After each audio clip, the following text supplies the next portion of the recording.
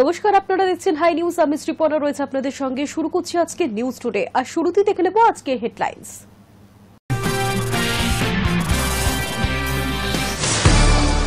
Voter তালিকার SIR এর পর রাজ্যে বাদ পড়েছে অন্তত 10 লক্ষ ভোটারের নাম। প্রাপ্ত তথ্যের ভিত্তিতে এমনটাই জানালো ভারতের নির্বাচন কমিশন।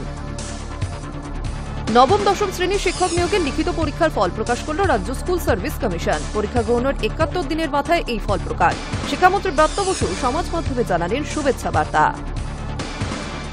কলকাতা মেট্রোর ব্লু লাইন নিউ গড়িয়া থেকে দক্ষিণেশ্বর রুটে শীঘ্রই আসছে বড় ধরনের প্রযুক্তিগত পরিবর্তন। পুরো লাইনে টানেল ভেন্টিলেশন থেকে স্টেশন কুলিং সবই নতুন করে সাজানো হচ্ছে আধুনিক প্রযুক্তির মাধ্যমে। ভারতীয় রেলের গতি, নিরাপত্তা ও যাত্রী সেবায় আসছে পরিবর্তন। 16টি ট্রেনে বদলানো হচ্ছে পুরনো আইসিএফ কোচ। তার বদলে লাগানো হবে আধুনিক স্টেইনলেস স্টিলের এলএইচপি কোচ।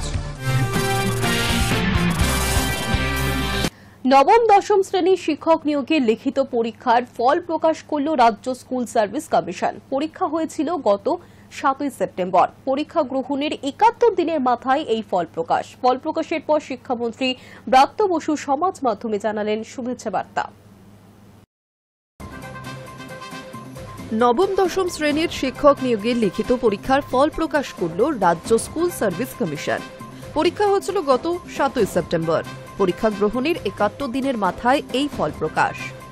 westbengalssc.com, wbssc.helpdesk.com ওয়েবসাইটে গিয়ে মিলছে এই ফল।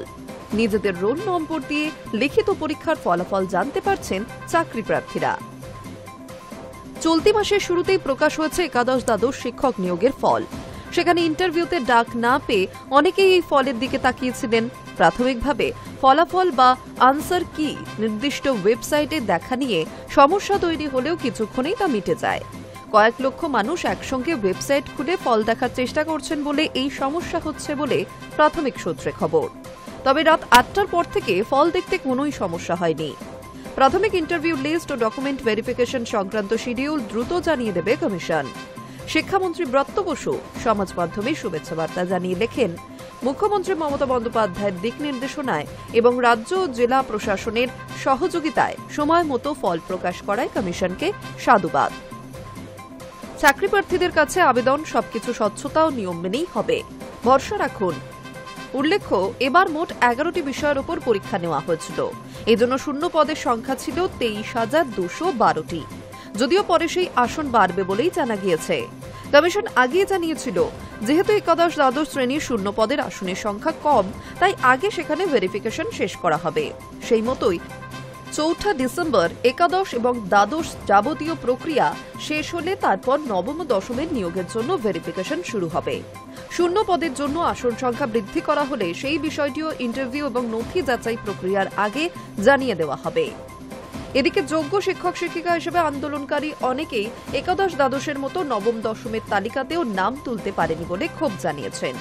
আন্দোলনকারীদের দাবি, লিখিত পরীক্ষা একাদশ দ্বাদশে বহুজনই 60-এর মধ্যে 60 কিংবা 59 পেয়েছেন, তবু তাদের ইন্টারভিউর ডাক আসেনি। অভিযোগ, অভিজ্ঞতা বোনাস 10 নম্বর যোগ হওয়ায় নতুন পরীক্ষার্থীদের অনেকেই পিছিয়ে গিয়েছেন। Hi news network.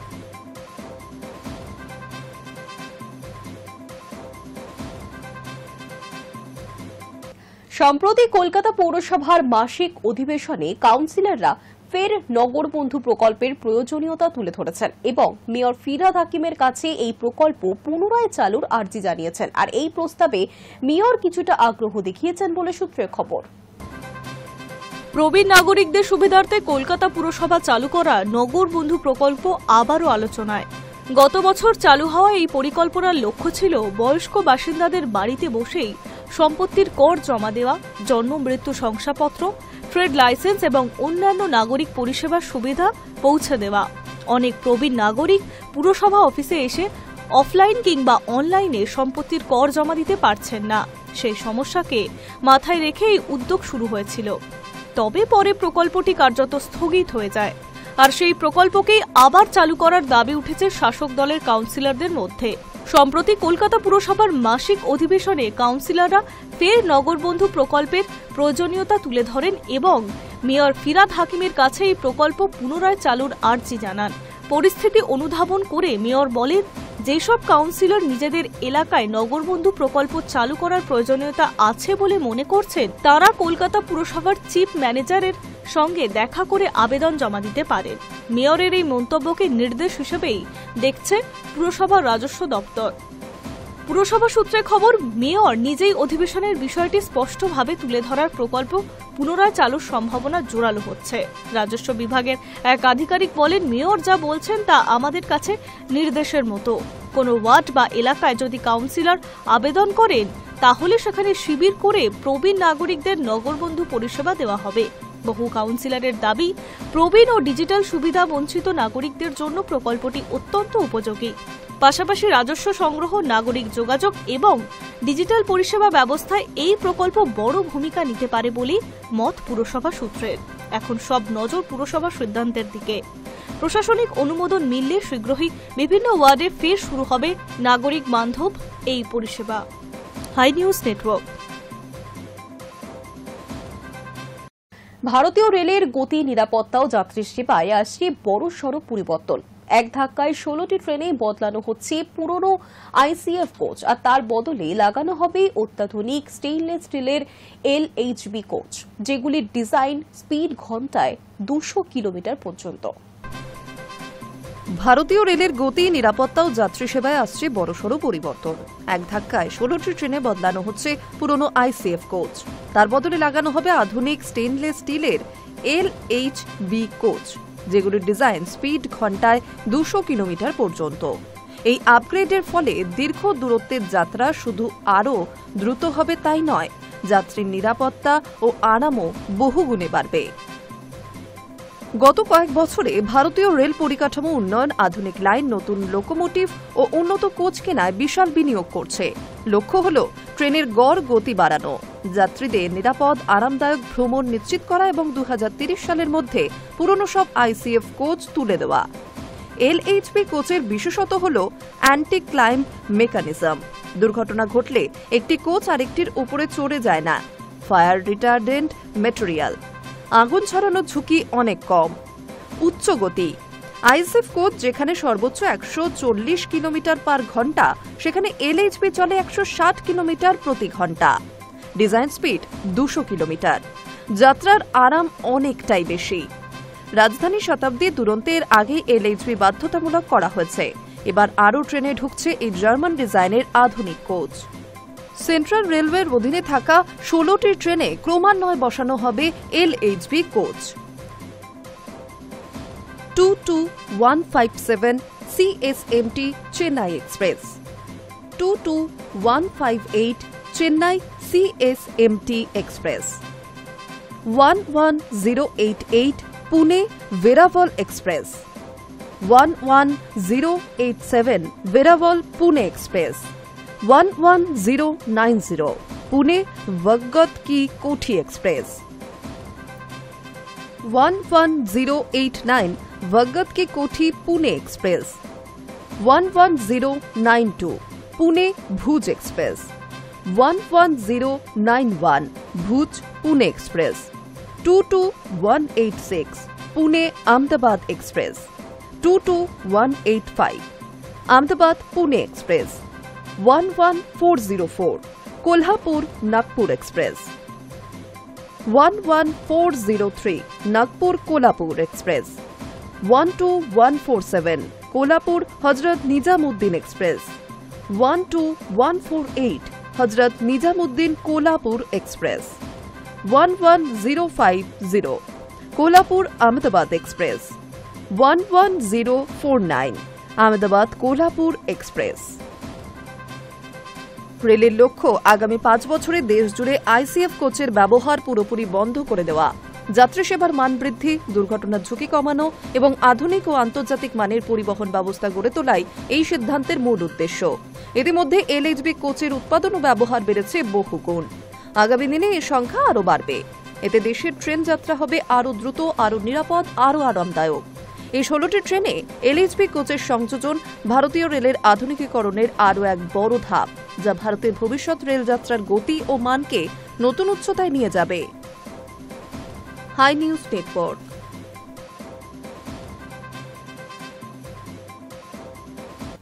কলকাতা মেট্রোর ব্লু লাইন নিউ গড়িয়া থেকে দক্ষিণেশ্বর রুটে শীঘ্রই আসছে বড় ধরনের প্রযুক্তিগত পরিবর্তন। পুরো লাইনে টানেল ভেন্টিলেশন থেকে স্টেশন কুলিং সবই নতুন করে সাজানো হচ্ছে অত্যাধুনিক প্রযুক্তির মাধ্যমে। কলকাতা মেট্রোর ব্লু লাইন নিউ গড়িয়া থেকে দক্ষিণেশ্বর রুটে শীঘ্রই আসছে বড় ধরনের প্রযুক্তিগত পরিবর্তন।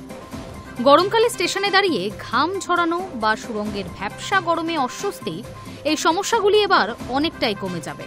কারণ পুরো লাইনে টানেল ভেন্টিলেশন থেকে স্টেশন কুলিং সবই নতুন করে সাজানো হচ্ছে আধুনিক প্রযুক্তির মাধ্যমে। মেট্রো সূত্রের খবর, এই প্রকল্পের অংশ হিসেবে 7টি আধুনিক ট্র্যাকশন সাব স্টেশন গড়ে তোলা হবে। কালীঘাট, নেতাজি ভবন, ময়দান, স্প্ল্যানেড, এমজি রোড, শোভাবাজার, সুতানুটি এবং বেলগাছিয়া শ্যামবাজারের মাঝামাঝি এই নতুন কেন্দ্রগুলি তৈরি হবে।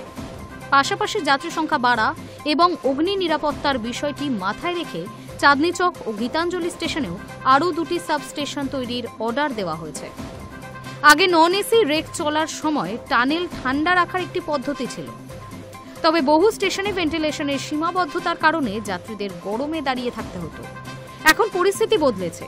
যেহেতু বর্তমানে সব ট্রেনই এসি, তাই টানেলে আরও উন্নত প্রযুক্তি ব্যবহার করা সম্ভব হচ্ছে।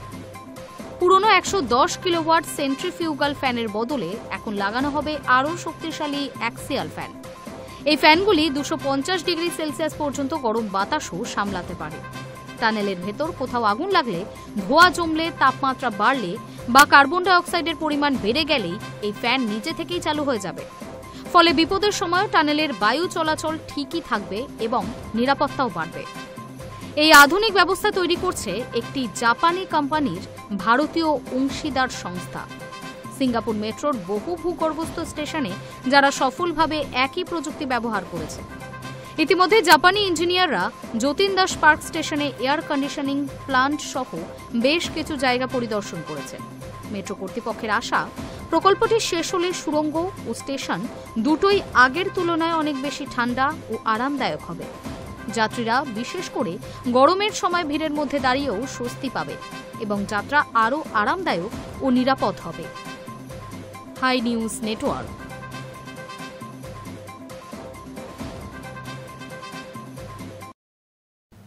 অযোধ্যার আকাশে সগর্বে উঠছে ধর্মধ্বজ। ধ্বজা উত্তোলন করে আবেগপ্লুত মোদি জানিয়ে দিলেন শতাব্দী প্রাচীন ক্ষত আজ জুড়ল। আর সেই সঙ্গেই তার দাবি আগামী কয়েকশো বছর ধরে উঠতে থাকবে এই নিশান। অযোধ্যার আকাশে সগর্বে উঠছে ধর্মধ্বজ। ধ্বজা উত্তোলন করে আবেগ আপ্লুত মোদি জানিয়ে দিলেন শতাব্দী প্রাচীন ক্ষত আজ জুড়ল। সেই সঙ্গে তার দাবি আগামী কয়েকশো বছর ধরে উঠতে থাকবে এই নিশান। বেলা 11:50 নাগাদ শুরু হয় ধ্বজা আরোহণের পর্ব। নিচ থেকে ধীরে ধীরে মন্দির সর্বোচ্চ চূড়া পর্যন্ত উঠে যায় ন্যায়ের ধ্বজা। গোটা প্রক্রিয়ার সময়ে আবেগঘন চোখে ধ্বজার দিকে তাকিয়েছিলেন মোদি। ধ্বজা আরোহণের পর্ব শেষ হতেই করজোড়ে নমস্কার করলেন প্রধানমন্ত্রী। তারপর ফুল উৎসর্গ করেন মোদি ভাগবত দুজনেই। পরে সকলের উদ্দেশ্যে ভাষণ দেওয়ার সময় প্রধানমন্ত্রীকে বলতে শোনা যায়, শতাব্দী প্রাচীন ক্ষতে আজ প্রলেপ পড়ল, বহু শতকের যন্ত্রণার অবসান, শতাব্দীর সংকল্প আজ পূর্ণতা পেল। আজ সেই যজ্ঞের সমাপ্তি, যার আগুন 500 বছর ধরে জ্বলছিল। সেই যজ্ঞ এক মুহূর্তের জন্য বিশ্বাস থেকে বিচ্যুত হয়নি। সেই সঙ্গে মোদি আরও বলেন, আজ অযোধ্যা শহরে ভারতের সংস্কৃতি চেতনার আরও এক শীর্ষবিন্দুর সাক্ষী থাকল। আজ সমগ্র ভারত, সমগ্র বিশ্ব রাম নামে আচ্ছন্ন। প্রতিটি রাম ভক্তের হৃদয়ে রয়েছে অতুলনীয় তৃপ্তি, সীমাহীন কৃতজ্ঞতা, অপরিসীম আনন্দ। উল্লেখ্য, গত বছর 22শে জানুয়ারি রামলালার প্রাণ প্রতিষ্ঠা হয়েছিল অযোধ্যার মন্দিরে। তবে মন্দির নির্মাণের কাজ সম্পন্ন হয়নি। প্রায় 2 বছর পর মন্দির নির্মাণ শেষ হয়েছে। অর্থাৎ এই মন্দিরে এবার পুরোপুরিভাবে রামলালার ধর্মীয় আবাসনে রূপান্তরিত হল। এই বিষয়টিকে দ্বিতীয় প্রাণ প্রতিষ্ঠা বলে অভিহিত করেছেন পুরোহিতদের একাংশ। কারণ ধ্বজা আরোহণের পর মন্দিরে 44টি দরজায় খুলে দেওয়া হবে ধর্মীয় আচারের জন্য। আর এমন মুহূর্তে আবেগঘনভাবে ভাসলেন প্রধানমন্ত্রী Modi. Hi news network. Sealdah ডিভিশনে টিটি সেজে অর্থ আদায়, তারপরে টিকিট পরীক্ষকদের জন্য চালু করা হলো আইডেন্টিফিকেশন ব্যাচ। আর এই ব্যাচই কোনো টিটির প্রকৃত পরিচয়ের সরকারি প্রমাণ। শিয়ালদা ডিভিশনে টিকিট পরীক্ষক সেজে প্রতারণার ঘটনা নতুন নয়। মাঝে মধ্যেই যাত্রীরা অভিযোগ করেছেন নকল টিটি পরিচয় ব্যবহার করে অর্থ আদায় করছে অসাধু চক্র। সেই দৌরাত্ম্য রুখতেই অবশেষে বড়সড় পদক্ষেপ করল ইস্টার্ন রেলওয়ে। টিকিট পরীক্ষকদের জন্য চালু করা হলো বিশেষ ইউনিক আইডেন্টিফিকেশন ব্যাচ। এই ব্যাচই এখন কোনো টিটির প্রকৃত পরিচয়ের সরকারি প্রমাণ। এই উদ্যোগের নেতৃত্বে রয়েছেন শিয়ালদা ডিভিশনে senior divisional commercial manager Jasram Meena. তার তত্ত্বাবধানেই ডিআরএম রাজীব সাক্সেনার নির্দেশে ব্যাচ ব্যবহার চালু হয়। নিয়মও স্পষ্ট, ডিউটিতে থাকা প্রত্যেকটি টিটিকে এই ব্যাচ পড়তেই হবে, কোনো ব্যতিক্রম নয়। ফলে যাত্রীরা এখন চোখের দেখাতেই বুঝতে পারবেন কার সামনে টিকিট দেখানো উচিত আর কার নয়। ইতিমধ্যেই এই বাস্তব ফলও হাতে এসেছে। ব্যাচ ছাড়াই ট্রেনে ঘোরাঘুরি করছিল এমন বেশ কয়েকজন ভুয়ো টিটিকে ধরে ফেলেছেন রেলকর্মী এবং যাত্রীরা মিলিতভাবে। রেল সূত্রের দাবি, নতুন ব্যবস্থা চালু হতেই যাত্রীরা আগের তুলনায় অনেক বেশি সতর্ক হয়েছেন। অভিযোগের সংখ্যা কমছে আর সন্দেহজনক আচরণ দেখলে যাত্রীরা সঙ্গে সঙ্গেই কর্তৃপক্ষকে জানাচ্ছেন। রেলের তরফে স্পষ্ট বার্তা, যাত্রী নিরাপত্তা এবং পরিষেবার স্বচ্ছতা নিশ্চিত করাই প্রথম লক্ষ্য। টিকিট চেকিংয়ের মতো সংবেদনশীল জায়গায় দুর্নীতি বরদাস্ত করা হবে না। নকল টিটি চক্রকে নির্মূল করতেই ইউনিক ব্যাচ ব্যবস্থা কার্যকর হবে বলে আশা কর্তৃপক্ষের। সঙ্গে যাত্রীদেরও অনুরোধ করা হয়েছে, ট্রেনে টিকিট পরীক্ষা করতে এলে টিটি ইউনিক ব্যাচটি দেখে নেবেন। কোনো সন্দেহ হলে নিকটবর্তী রেলকর্মী বা রেল পুলিশের সঙ্গে যোগাযোগ করতেও বলা হয়েছে। কর্তৃপক্ষের মতে যাত্রীর সচেতনতা থাকলে প্রতারণা অনেকটাই কমবে। শিয়ালদা ডিভিশন জানিয়েছে, যাত্রী পরিষেবা ও নিরাপত্তা বাড়াতে এই উদ্যোগই শেষ নয়। ভবিষ্যতে আরও একাধিক আধুনিক পদ্ধতি ও পরিষেবা চালুর পরিকল্পনা রয়েছে। কিন্তু আপাতত ভুয়ো টিটি দমনে এই ইউনিক ব্যাচই হয়ে উঠেছে সবচেয়ে কার্যকর অস্ত্র। রেলের এক আধিকারিকের কথায়, ট্রেনে ওঠা যাত্রীকে নিরাপত্তা দেওয়া আমাদের দায়িত্ব। এই ব্যাচ ব্যবস্থা সেই দায়িত্বই আরও দৃঢ় করছে। Hi news network.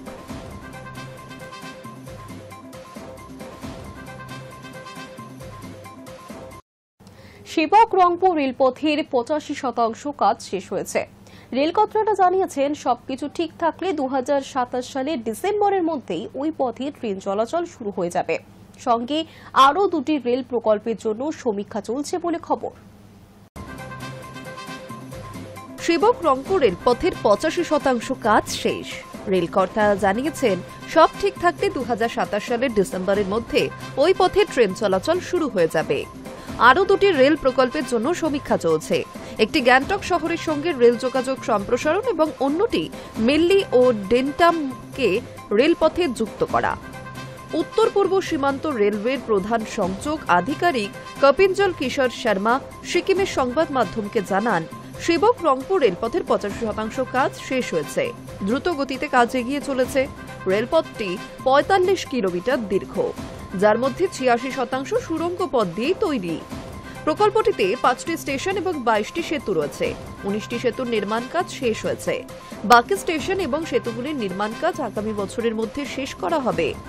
8 নম্বর এবং 10 নম্বর সুড়ঙ্গ পথের কাজ 2027 সালের মধ্যে শেষ হয়ে যাবে। ওই বছরের ডিসেম্বরের মধ্যে ট্রেন চলাচল শুরু করার চেষ্টা চলছে। তিনি আরও জানান, আরও 2টি রেল প্রকল্পের জন্য সমীক্ষা চলছে।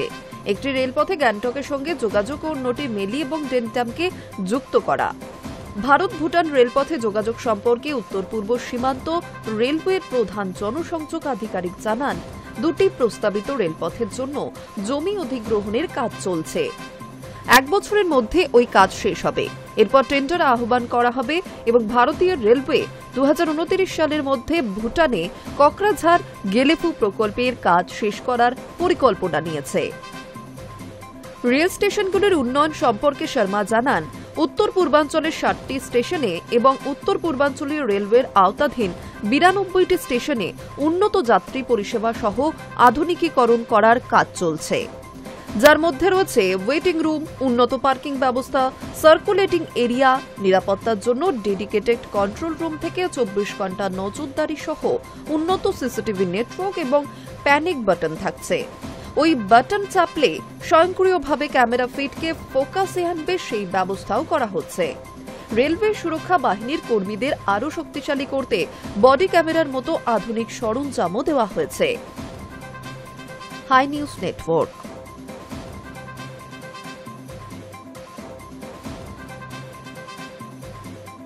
সোমবার স্লোভাকিয়ার রাজধানী ব্রাতিস্লাভায় শিক্ষা সংক্রান্ত একটি আন্তর্জাতিক আলোচনা সভায় যোগ দিলেন কেন্দ্রীয় শিক্ষা প্রতিমন্ত্রী সুকান্ত মজুমদার। এই সভার প্রধান বিষয় ছিল শিক্ষায় কৃত্রিম বুদ্ধিমত্তার ব্যবহার এবং গুরুত্ব। আর সেখানেই শিক্ষাক্ষেত্রে কৃত্রিম বুদ্ধিমত্তা নিয়ে ভারতের দৃষ্টিভঙ্গি তুলে ধরলেন দিল্লির দূত সুকান্ত মজুমদার। সোমবার স্লোভাকিয়ার রাজধানী ব্রাতিস্লাভায় শিক্ষা সংক্রান্ত একটি আন্তর্জাতিক আলোচনা সভায় যোগ দিলেন কেন্দ্রীয় শিক্ষা প্রতিমন্ত্রী সুকান্ত মজুমদার। এই সভার প্রধান বিষয় ছিল শিক্ষায় কৃত্রিম বুদ্ধিমত্তার ব্যবহার এবং গুরুত্ব। সেখানে শিক্ষাক্ষেত্রে কৃত্রিম বুদ্ধিমত্তা নিয়ে ভারতের দৃষ্টিভঙ্গি তুলে ধরলেন দিল্লির দূত সুকান্ত। বৈঠক শেষে তিনি তার এক্স হ্যান্ডেলে লেখেন, ব্রাতিস্লাভায় শিক্ষা সংক্রান্ত এই আলোচনায় সভায় যোগদান করতে পেরে সম্মানিত। শিক্ষায় কৃত্রিম বুদ্ধিমত্তার ব্যবহারের ক্ষেত্রে ভারতের দৃষ্টিভঙ্গি আমি সুস্পষ্টভাবে তুলে ধরেছি। জানা গিয়েছে, বৈঠকে সুকান্ত মূলত 4টি গুরুত্বপূর্ণ বিষয় উত্থাপন করেছেন। প্রথমত, বহুভাষিক এবং সহজলভ্য শিক্ষা। দ্বিতীয়ত, শিক্ষায় আধুনিক প্রযুক্তিক স্মার্ট সরঞ্জামের ব্যবহার। তৃতীয়ত, উচ্চশিক্ষায় উদ্ভাবন এবং চতুর্থত, ভবিষ্যতের কথা মাথায় রেখে প্রত্যেক শিক্ষার্থীকে দক্ষ করে তোলা। একই সঙ্গে বিশ্বব্যাপী শিক্ষাক্ষেত্রে কৃত্রিম বুদ্ধিমত্তার অন্তর্ভুক্তির জন্য ভারত যে সবসময় সহযোগিতার হাত বাড়িয়ে দেবে সে কথাও তিনি তুলে ধরেছেন। উল্লেখ্য, 24শে নভেম্বর অর্থাৎ সোমবার থেকে ব্রাতিস্লাভায় Organisation of Economic Cooperation and Development এবং স্লোভাকিয়া সরকারের যৌথ উদ্যোগে শুরু হয়েছে এই আলোচনা সভা। চলবে 25শে নভেম্বর পর্যন্ত। বিশ্বের মোট 38টি দেশের প্রতিনিধিরা যেখানে যোগ দিয়েছেন বলে খবর। এই সভাতেই ভারতের প্রতিনিধিত্ব করছেন Sukanta Majumdar. Hi news Network. সম্প্রতি বিনোদুনিয়ায় সবচেয়ে চর্চিত ক্রিকেটার স্মৃতি মান্ধানা এবং সঙ্গীত শিল্পী পলাশ মুচ্ছালের বিয়ে, কিন্তু সেই বিয়ে অনির্দিষ্টকালের জন্য পিছিয়ে গেল। আর কারণ নিয়ে শুরু হয়েছে নানাবিধ চর্চা। এরই মাঝে এবার মুখ খুললেন পলাশ মুচ্ছাল।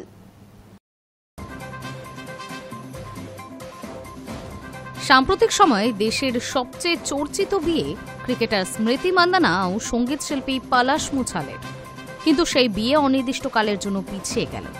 আপাতত 7 পাকে বাধা পড়ছেন না তারা। এই নিয়ে নিজের ইনস্টাগ্রামে বিবৃতি দিয়ে গায়িকা পলাশ মুচ্ছাল জানিয়েছেন, আপাতত বিয়ে স্থগিত রাখা হয়েছে। এই কঠিন সময়ে সকলে যেন পরিবারের গোপনীয়তার সম্মান করে। রবিবার হঠাৎই হৃদরোগে আক্রান্ত হন স্মৃতির বাবা শ্রীনিবাস মান্দানা। সঙ্গে সঙ্গে তাকে অ্যাম্বুলেন্সে করে সাংলির একটি বেসরকারি হাসপাতালে নিয়ে যাওয়া হয়। পরিবার সূত্রে জানা গেছে, স্মৃতি এবং তার পরিবারের সদস্যরা খবর পেয়ে দ্রুত হাসপাতালে ছুটে যান। স্মৃতির ওয়েডিং ম্যানেজমেন্ট সংবাদ মাধ্যমকে জানিয়েছিলেন, বিয়ের অনুষ্ঠান স্থগিত করা হয়েছে। সেই অনুষ্ঠান কবে হবে তা জানা যায়নি। এরপর সোমবার শারীরিক অবস্থার অবনতি হওয়ার কারণে হাসপাতালে নিয়ে যাওয়া হয় পলাশকেও। জানা গিয়েছে, ভাইরাল ইনফেকশন এবং অ্যাসিডিটির কারণেই হাসপাতালে যেতে হয়েছিল তাকে। ইতিমধ্যে হাসপাতাল থেকে হোটেলে ফিরেছেন তিনি। কিন্তু ঘটনাবলী ক্রমেই অন্যদিকে মোড় নিতে থাকে। পলাশকে ঘিরে নানা রকম জল্পনা ছড়িয়ে যায় নেট দুনিয়ায়। অনেকেই দাবি করেন, বাবার অসুস্থতাটা প্রধান কারণ নয়, স্মৃতির বিয়ে পিছিয়ে যাওয়ার নেপথ্যে রয়েছে পলাশেরই কিছু কীর্তি। সেই জল্পনায় ঘি ঢালে স্মৃতির একটি পদক্ষেপ। বিশ্বজয়ের মাঠে স্বপ্নের মতো প্রপোজাল। বিয়ের সঙ্গীত মেহেন্দির সমস্ত ছবি নিজের সোশ্যাল মিডিয়া থেকে সরিয়ে দেন স্মৃতি। তবে পলাশের সঙ্গে অন্য ছবি রয়েছে স্মৃতির ইনস্টাগ্রামে। নেট দুনিয়ায় নানা গুঞ্জন ছড়াতেই ইনস্টাগ্রামে ছোট বিবৃতি দেন পলাশের দিদি পলাশ মুচ্ছাল। নিজের ইনস্টা স্টোরিতে তিনি লিখেছেন, স্মৃতির বাবার শারীরিক অবস্থার কারণেই স্মৃতি এবং পলাশের বিয়ে আপাতত স্থগিত করা হয়েছে। সকলকে অনুরোধ করব, এই স্পর্শকাতর সময়ে দুই পরিবারের গোপনীয়তাকে মর্যাদা দিন। তবে নেট দুনিয়ার জল্পনা নিয়ে কিছু বলেননি পালাক। তবে প্রশ্ন উঠছে, যাবতীয় জল্পনার সাফাই দিতেই কি এই পোস্ট করেছেন গায়িকা? Hi news network.